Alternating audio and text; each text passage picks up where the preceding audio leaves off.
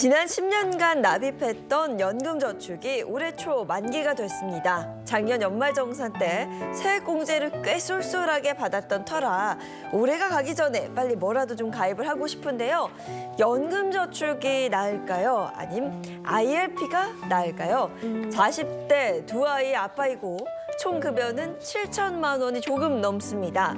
연말정산에 더 유리한 것으로 소개를 부탁드립니다. 라는 사연 보내주셨습니다. 성실하셨네요. 이미 10년짜리 하나 끝냈고 다시 또 하나 가입하고 싶다 이랬는데 연말이니까 좀 일찍 하시지. 네. 이런 분들 은근히 많으세요. 네. 살다 보면. 예, 맞습니다. 1년 내내 이렇게 뭔가 하다 보면 바쁘잖아요. 그런데 이제 덜컥 연말정산 준비하고 또 얼마 전에 이제 연말정산 미리 보기가 10월부터 열렸었죠. 미리 보기 해보니까 내년에 세금을 토해내야 되네? 이런 분들도 계시고 아니면 작년보다 얼마 못 돌려받네? 이런 분들도 계셔서 그럼 연말이라도 됐는데 뭐라도 가입해야 되나? 이런 이제 조급한 마음을 갖고 계신데 그런데 앞서 말씀드린 것처럼 덜컥 가입했다가 나중에 이 피치 못할 사정으로 해약하게 되면 무조건 손해를 보시니까 지금은 좀 신중하게 선택을 하셔야 됩니다. 우선은 세액공제 혜택을 지금 가입하게 되면 얼마나 받을 수 있는지 이거부터 좀 확인을 해보셔야 되는데요. 일단은 지난해 연말정산 원천징수 영수증 이걸 좀 확인을 해보시는 게 좋을 것 같습니다. 그러니까 홈택스에 들어가셔서 내가 작년에 연말정산용으로 이 연금저축이나 IRP를 가입했는데 이걸로 얼마나 혜택을 받았나 이걸 연말정산 자료 조회를 해보시면 확인해 볼 수가 있습니다. 여기에서 결정세액이 0원이거나 아니면 극히 적은 경우엔 사실상 세금을 안 냈다라는 거거든요.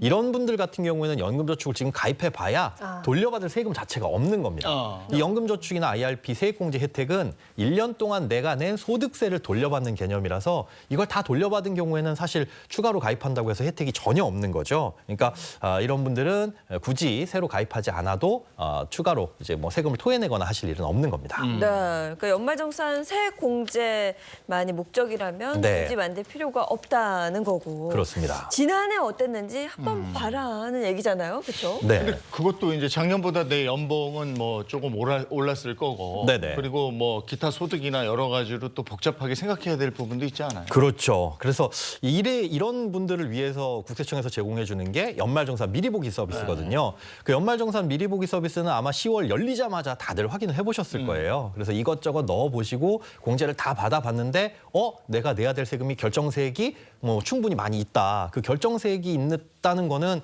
나중에 이제 3월이나 4월에 갔을 때 토해내야 된다는 거거든요. 그래서 그런 분들 같은 경우에는 이제 돌려받으실 수 있는데 만약에 결정세액이 0원이다, 그 밑이다라고 한다면은 사실 지금 가입하실 필요는 없는 거죠. 그러니까 말씀 듣다 보니까 세금 내야 될 게 좀 많은 분들이 하시는 게 좀 더 유리하실 것 같고 네네. 토해낼 게 많이 없으신 분들은 굳이 이게 해지 위험을 안고 할 필요는 좀 없지 않을까 이런 생각 드는데요. 맞습니다. 이게 목적을 좀 분명히 하셔야 돼요. 분명히 이 상품의 이름은 연금저축입니다. 그러니까 노후를 대비하라는 차원에서 나라에서 적극적으로 세액공제 혜택을 주면서까지 이 개인 노후 대비를 위해서 만들어 놓은 상품이기는 한데 이게 중간에 해지하게 되면 엄청나게 손해를 보게 되는 거잖아요.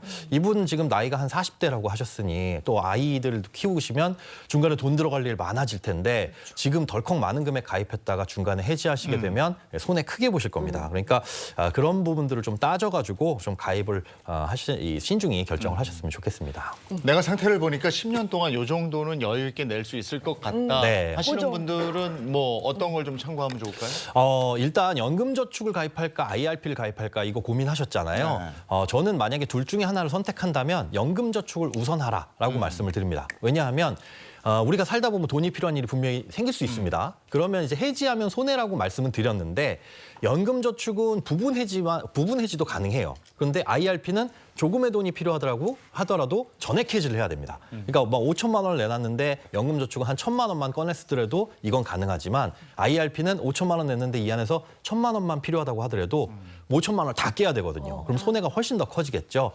그리고 이분 같은 경우에는 기존의 연금저축 보험을 연금저축 펀드로 이전을 하시는 걸 좀 추천드립니다. 그러니까 그렇게 하면은 이게 새로운 가입이 아니라 추가적으로 납입을 더 할 수도 있거든요. 그래서 상황에 맞춰가지고 올해는 뭐 매달 10만 원씩 내다가 내년에는 조금 지출이 많아져서 10만 원 내는 게 힘들어 그러면 한 5만 원으로 줄일 수도 있는 거고요. 아예 납입을 안 할 수도 있는 거라서 연금저축 보험 계좌에서 펀드 계좌로 이전을 하시고 납입을 결정하시는 게 좋을 것 같고요. 이렇게 이전을 하실 때는 이 연금저축 펀드 계좌를 개설하는 곳에 저 예전에 가입한 연금저축 보험이 있는데 이거 옮겨올 겁니다라고 얘기하면 그 두 금융기관에서 알아서 연락을 합니다. 그래서 한 2, 3일 내로 여기 옮겨지니까 이렇게 결정을 하시면 될 것 같고 나중에 상황에 따라서 납입액은 정하시면 좋을 것 같습니다. 사실 제가 대본을 이렇게 쭉 봤을 때는 오늘 정신 차려야겠다. 어렵다 이렇게 생각을 했는데 역시 김현 소장이 이렇게 설명을 해주시니까 네. 훨씬 좀 쉽게 이해가 되는 것 같습니다. 네.